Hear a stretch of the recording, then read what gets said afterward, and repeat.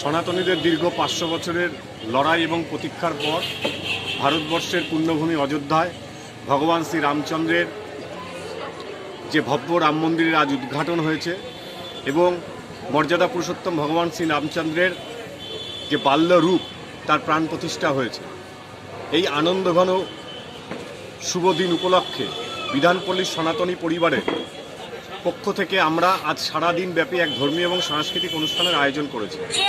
সেই সাংস্কৃতিক অনুষ্ঠান অনুযায়ী আমরা সকাল 8টায় এক নগর সংকীর্তনের আয়োজন করেছিলাম এবং তারপর 11:30টার পর এখানটায় ভগবান শ্রী রামচন্দ্রের প্রতিকৃতিতে আমরা পূজন করি, যজ্ঞ করি।